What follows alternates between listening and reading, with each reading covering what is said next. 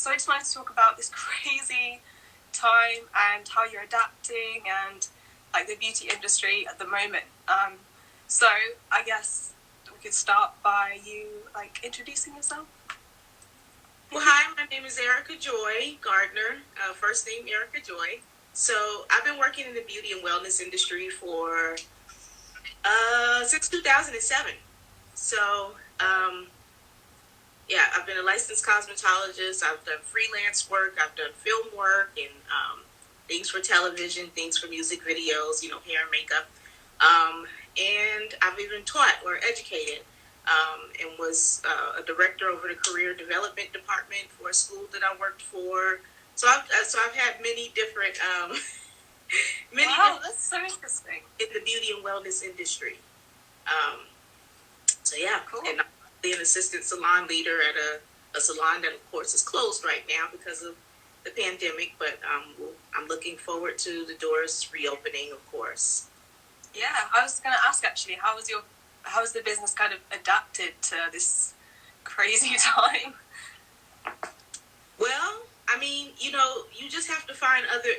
What's funny is that prior to this happening, one of the things that continuously crossed my mind is finding other ways to make streams of income. And the reason that comes to your mind is because, you never know what's going to happen. And it doesn't have to be outside of the beauty and wellness industry. It can be within the same industry. You just have to find other ways to make streams of income where you're going to be able to sustain yourself when something like this happens. So not only is this a valuable lesson for all of us, but it also has really allowed me to tap into my witty creativity side. Yes, definitely, I love that. Yeah. Hair is often neglected at the moment, like with people's fringes growing longer and longer. What advice would you give to people who are stuck in their homes and thinking of doing something to their hair? Well, first and foremost, I would say don't do it. Please not do it. It's bad enough that even prior to the pandemic, we would have people coming in the salon, mostly children, of course, but even some adults. We will see them coming in, teenagers coming in, and their hair is discolored and it's multiple colors because they've tried to do something at home, or bad bangs are done at home, bad haircuts are done at home. So we've seen it all. Nothing. Okay, but I would encourage you not to do anything, especially not do box colors or anything to that effect. I'm going to tell you something, okay? With box colors, we know already that there's people out there that can put the box color on. They know exactly how to apply it. It looks great afterwards. But here's the thing. You really don't know how long it's been sitting on the shelf. And if you've been going to a professional for the longest time, most box colors have 30 volume developer in them, which is a very, very high developer. And sometimes your beautician may only be using 10 on you. So you never know the outcome of really what's going to happen. So the best thing for you to do is to just leave your hair alone. Just don't do it. Just like there's going to be a night though where you just like... Don't do it. If you find a professional that's willing to consult with you on a live chat like this, that can walk you through the steps maybe, that's a wise idea. But for you to try to do it at home on your own because you've watched YouTube, don't attempt it. It's not a wise idea. I mean, even as a professional who's been in the business as long as I have, I don't even color my own hair. Whenever I need it colored, I ask one of the girls in the salon to do it for me.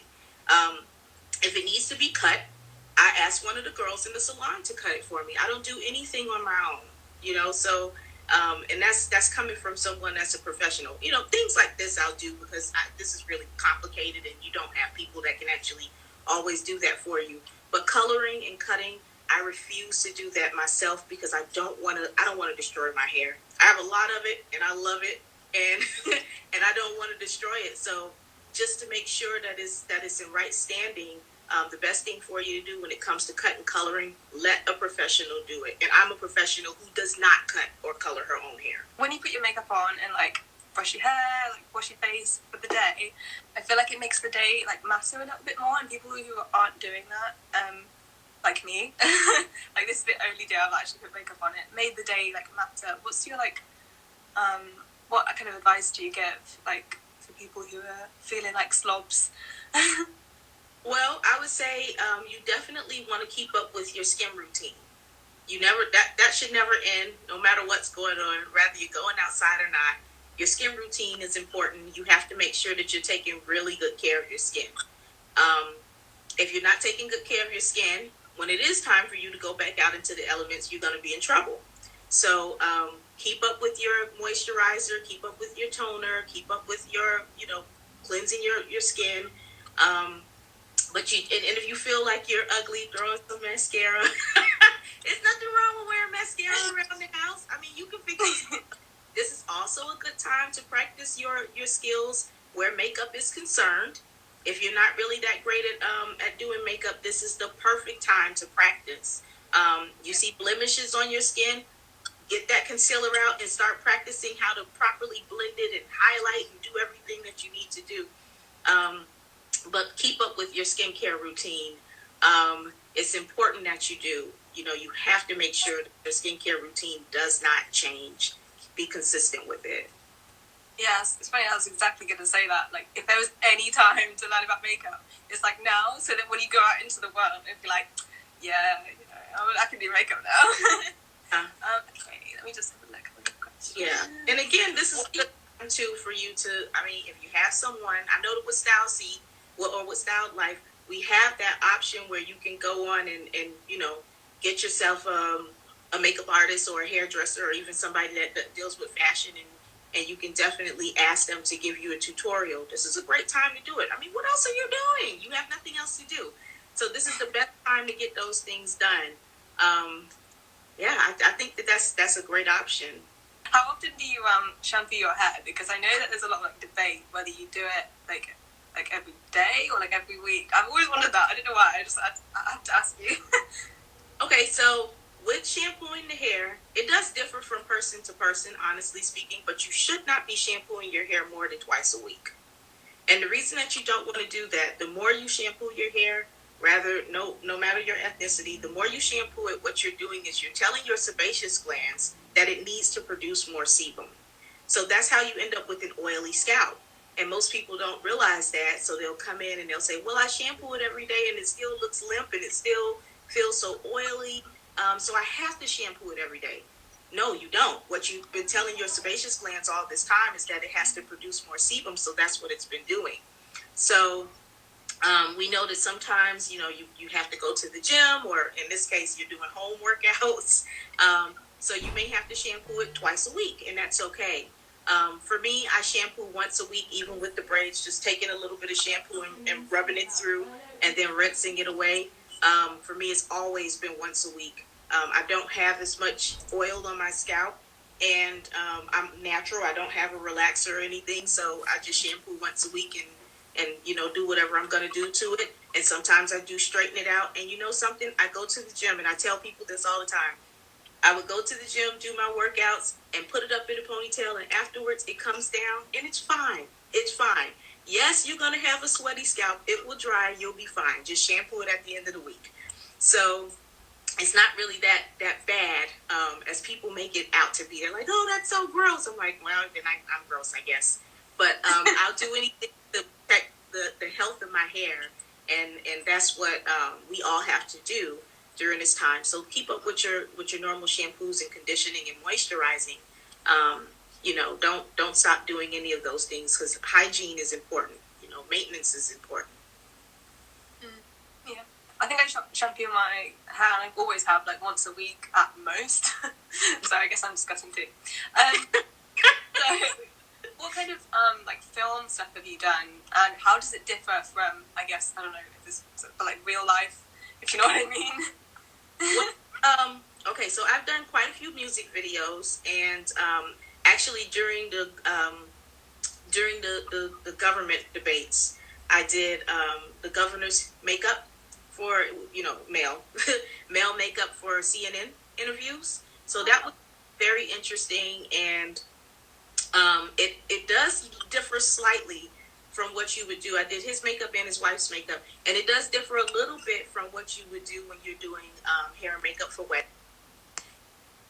Very natural what you're doing, but you also have to make sure that whatever you do does show up in the camera, but in the right way. Because with these HD cameras these days, it's very unforgiving. So one wrong move with makeup, you can really be in a lot of trouble. Whereas in the real world, you take a photo, you can edit the photo. You can't edit HD, live time camera work. So you have to be very sparing. And I learned that very quickly, that, you got to be sparing. You have to make sure that you use enough to show, but make sure that everything is in place the proper way. So that was a really nice lesson to learn, honestly speaking. I really did enjoy doing that. And I find that some of the easiest products to work with, honestly speaking, have been mineral makeup. That's the easiest thing that you can do. Mary Kay has a really good mineral makeup line that actually worked wonders when I did a lot of those interviews. I was shocked, but it worked. But you find things that actually work, and I mean, it does good. Right. What I think Julie was talking about. What do you think? Could you give any tips for people who are doing online dates at the moment? Because I know there's a couple of people who are doing that. I mean, again, that's through a screen, but it's a little bit more pixelated. Would you have any makeup tips? Because yeah, I do actually. So before we even get to the makeup tip, what I would say is that if you do, I didn't know that was a thing, honestly speaking, but now that I do, wow, that's interesting. So I would say for if you're going to be doing any online dating, just make sure that it's, that you have lots of good lighting around you. The best lighting, of course, is daylight, outside lighting. So you open up your window or whatnot, and you face the camera toward the sunlight so that it comes in and it's shining on you. But because if you turn the opposite way, then you're like an angel. Right. So that's one tip. But then another thing that you can do is, I would say, because it is done online and you don't want to appear overly done, just try to be as light with your makeup as possible. So I mean, if you absolutely need foundation, then put foundation on, do your concealer or whatever you're gonna do. But if you can go lighter, go lighter. I mean, you're indoors, you're doing the date online. So there's no need for you to have a cake face. You can do nice, blush, nice lip colors, mascara, a little bit of liner, fix your brows, of course. But there's no need for you to overdo it. There's no need for you to overdo it. Is what I would say.